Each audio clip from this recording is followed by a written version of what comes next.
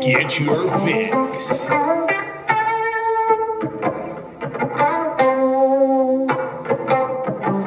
you ready? Are you ready? To get your fix. Are you ready? Are you ready? To get your fix. Are you ready? Are you ready? To get your fix. Are you ready? Are you ready? To get your fix. Are you ready? Are you ready? To get your fix. Are you ready to get your fit? With the Wicks here on this beautiful Monday, January 31st, 2022. And welcome to the show, whether that be on Facebook or on YouTube. We are starting a little earlier today. Got the natural sunlight soaking in, We got some stuff to handle towards the later of the evening, and I wouldn't be able to do it at 6, so we're doing it now. And you might have seen me walk in here with a, Patrick Mahomes jersey. And they didn't get it done, right? So fuck the Chiefs. And I'm just kidding. They're a good team. They're a good, solid team. But Joey Burrow, Joe Shiesty, got the job done at Arrowhead or Gia Field or whatever the hell it's called. But Arrowhead Stadium. Who would have thunk at the beginning of the 2021-2022 NFL season that Joe fucking Burrow would lead the Cincinnati Bengals to this year's Super Bowl. Super Bowl 56 taking place in SoFi. Ah, man, it's going to be electrifying. I cannot wait. It's awesome that the Bengals actually got it done. I would have never thought this was going to be the case. And, sorry to all the Cleveland Browns fans, to the Pittsburgh Steelers fans, to the Baltimore Ravens fans. I mean, look, Cleveland has their young quarterback. He hasn't been to a Super Bowl. Look, the Baltimore Ravens have their young quarterback, Lamar Jackson. They haven't made it to the Super Bowl, and they've been in the playoffs, just like I guess Baker has as well. Oh, and then you got the Pittsburgh fucking Steelers with Big Ben. He's done. He's retiring. How you doing? Keep it moving. Joe Burrow is now in the history books forever as he led the Cincinnati Bengals to a nice victory over the Kansas City Chiefs in overtime on Sunday or yesterday, last night, or it was at 2 p.m. Central Time. So that was an exciting game, awesome to watch. They were down 21-0 early, but we're going to talk about that game. We're going to talk about Matthew fucking Stafford proving why the Lions are cursed, okay, to say the least, and just not that great of a football team, all right? So we're going to talk about both of these today. We'll see how long we go, but let's dive into it. Are you ready to get your fix? So Joe Burrow and the Cincinnati Bengals end up winning the wild card round against the Raiders. Then they go to the division round, and they end up winning the division round against the number one seeded Tennessee Titans, 19-16. So that meant they were headed to the conference championship game, or the AFC championship game against the one, the only Kansas City Chiefs, led by not only Patrick fucking Mahomes, right? Patrick Mahomes has, in his 4 years as starter, led his team within one game of the Super Bowl every single year. So he is a phenomenal player. I threw that jersey off a little too hard, but I do not care because I'm excited for the Cincinnati Bengals and their fan base and what might be on their way, which is the Lombardi Trophy to their home field. They got a lot to work for. 2 weeks from now, Super Bowl 56 will have taken place and be over. We will have a Super Bowl champion, but the Cincinnati Bengals, I knew they were going to do something. I told you. On Friday, I said, listen, there's a lot of hype around the Chiefs. They got it done. There's an explosive offense, but there's something that just doesn't seem right about the Kansas City Chiefs. And watch out for Joey Burrow because his chemistry with Jamar Chase, CJ Uzama, who ended up getting hurt early in the game, T's and P's to him. It looks like it's not that bad of a serious of an injury. Looks like he might make an appearance in 2 weeks, kind of get that knee healthy again. It looked like it was a sprained MCL, so that's obviously not the greatest, but it's better than a torn ACL or a torn MCL and stuff like that. But the chemistry between Joe Burrow, Jamar Chase, and the way the Cincinnati defense, or the Cincinnati Bengals defense played was absolutely phenomenal, fun to watch. I mean, it was just, right from the get-go, 21-0. I'm sitting there, I'm thinking, you made it this far to get your ass whooped? I'm like, Jesus, this is like the first weekend of the playoffs, wild card round, teams just getting blown out of the water. You don't belong here. And then it was happening here, and I was like, okay, the Chiefs came to play. The Chiefs are going to whoop your ass. Let's see what happens. Hopefully you guys can figure it out and make a comeback, and that's exactly what fucking happened. The second half of the game, the Chiefs looked completely dead. I mean, like, the first half Chiefs compared to the second half Chiefs were, a completely different team. It was an awful performance in that second half. They go out there, they punt to start the second half, and they punt again, and then they have an interception, and then they punt again, and then they kick a field goal, and then they have an interception after another punt. So the second half compared to the first half, it was touchdown, touchdown, touchdown. They tried scoring again, which if they would have, that probably would have won them the ball game. It was like a couple seconds left on the clock. They were right down there within the 10-yard line, or right by it was like first and goal basically, second and goal, third and goal, and then I was like, okay, maybe they're going to kick the field goal. Let's see what happens, put some points on the board. But I didn't realize that the Kansas City Chiefs actually get the ball in the second half, and so the Kansas City Chiefs elected to go for it, try to score a touchdown, and, well, they ultimately failed.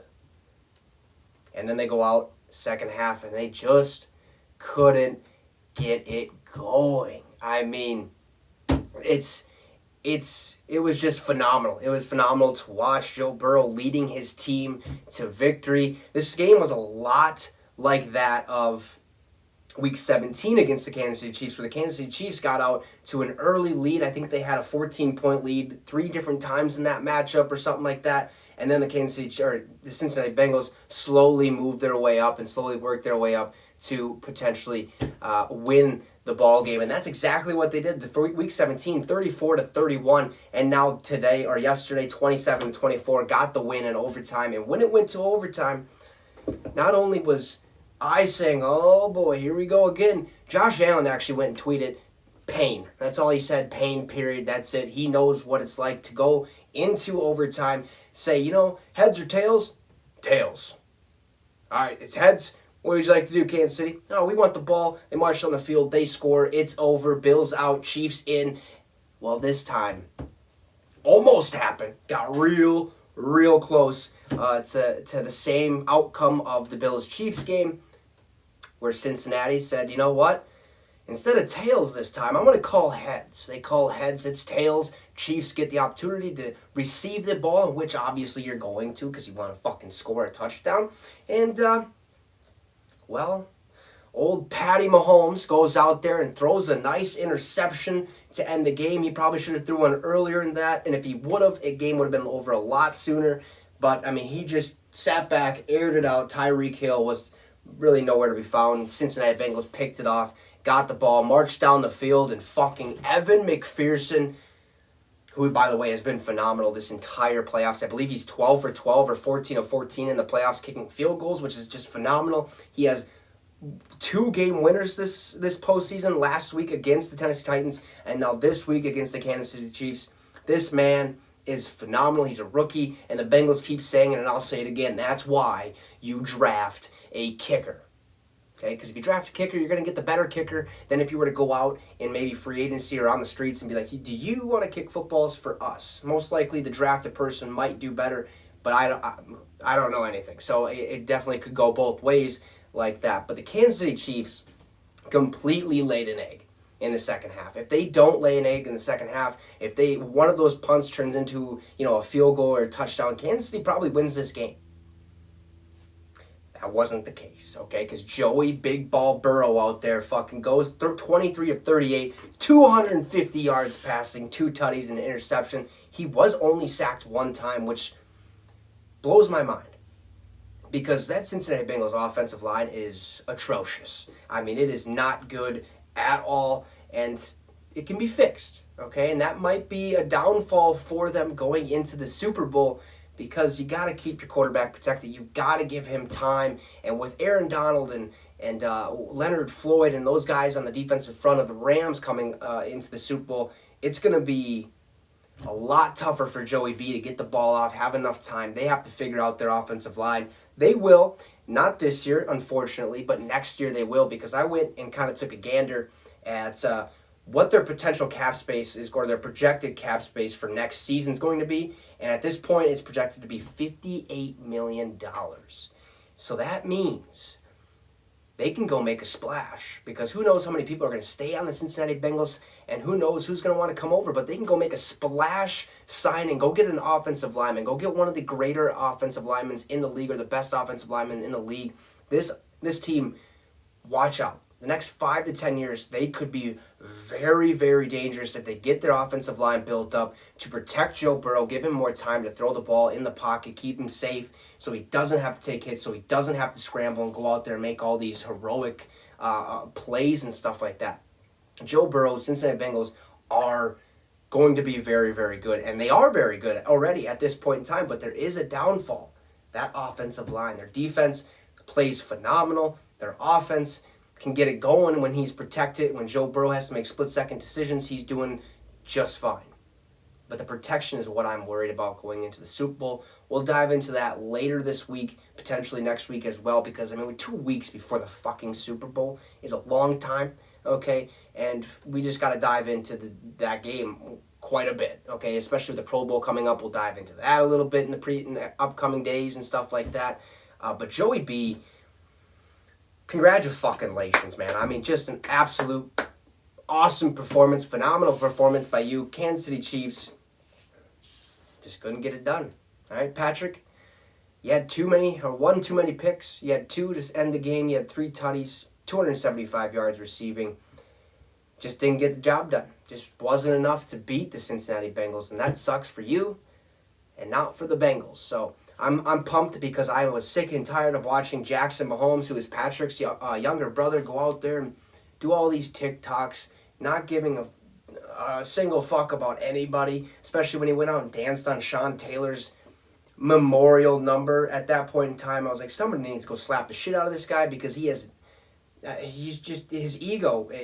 I don't understand how people can be like that, but hey, that last name, you're going to be like that, apparently. I wouldn't, but that's just how he is. So I'm glad the Kansas City Chiefs are not in the Super Bowl, because, we've seen them enough. But at the same time, Patrick Mahomes still has the potential to grow his legacy and to try to get closer to the GOAT, okay? Tom Brady, who I have no idea if he's going to fucking retire or not. He came out, oh yeah, Tom Brady's going to retire. And then his dad comes out and says, well, it's not the case. He hasn't said that. If he's going to say it, Tommy's going to say it. Nobody else is going to say it. So who knows about that? We'll talk about that later in the week as well, if it actually happens or not.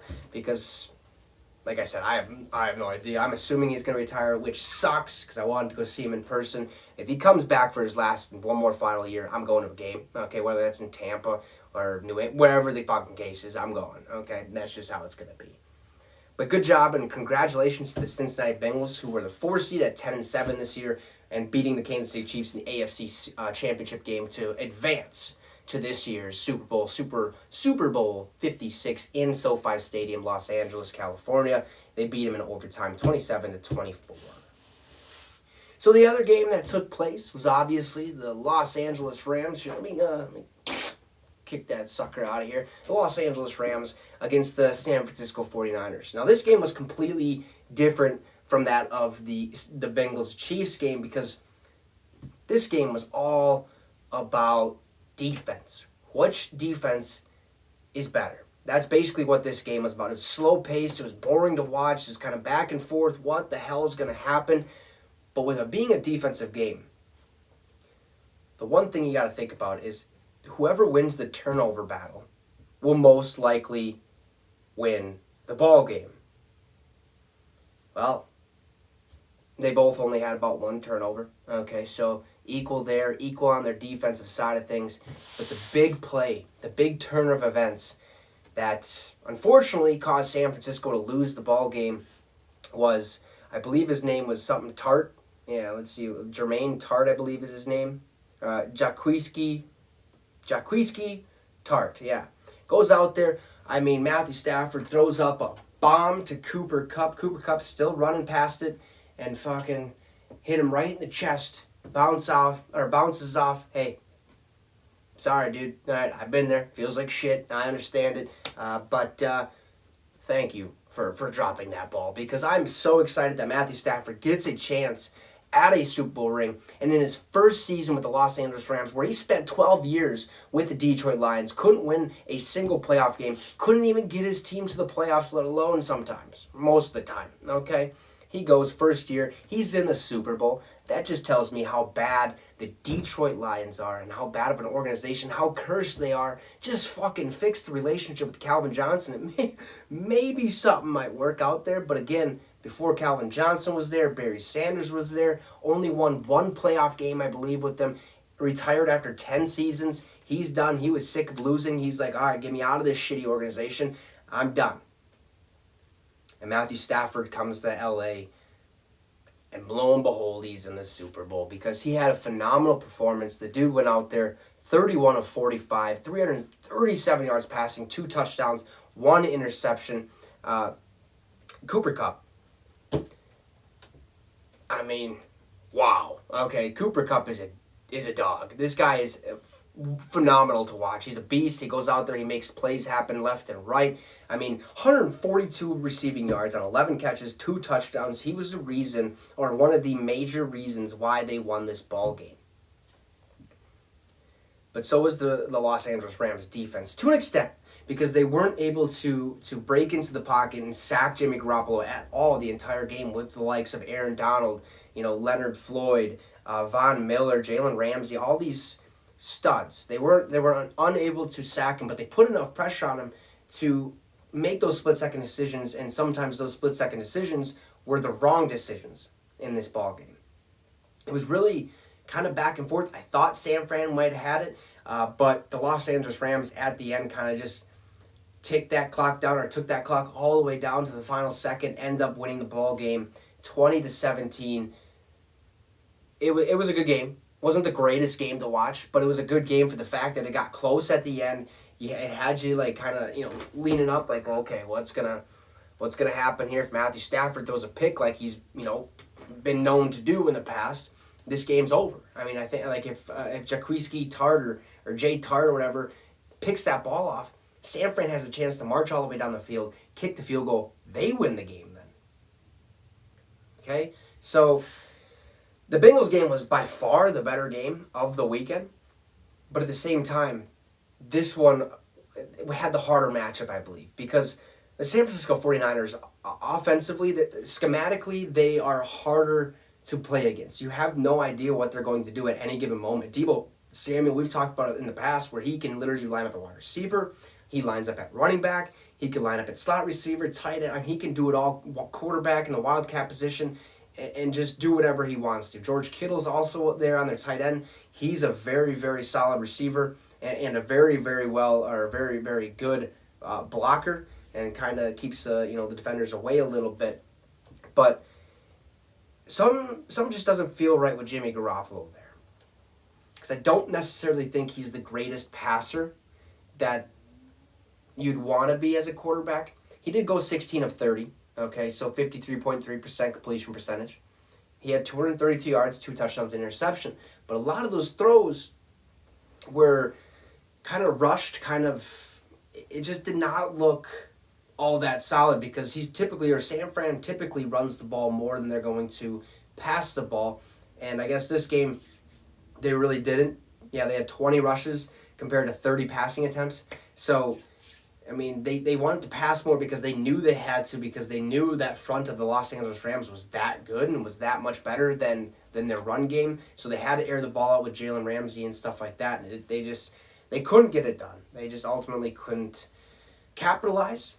And I'm okay with it. Okay, I'm okay with it, because guess what? I went 2-0 on this week. I picked the Bengals. I picked the Rams. And that is exactly what happened. And now this year's Super Bowl matchup, taking place in SoFi Stadium in Los Angeles, California, will host the Cincinnati Bengals, who I guess are the fucking home team. I don't know how that works out, but I seen that on Twitter.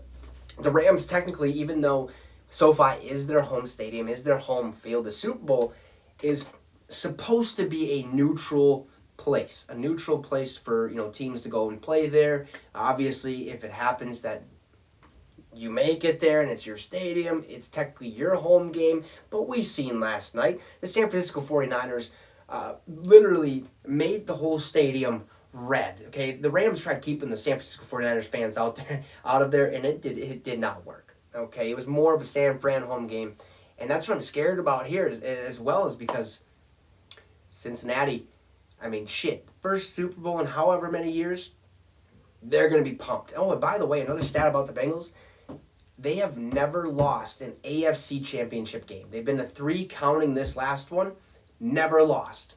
But they've never won a Super Bowl either. So this is their ultimate, this is their chance. I don't want them to win a Super Bowl.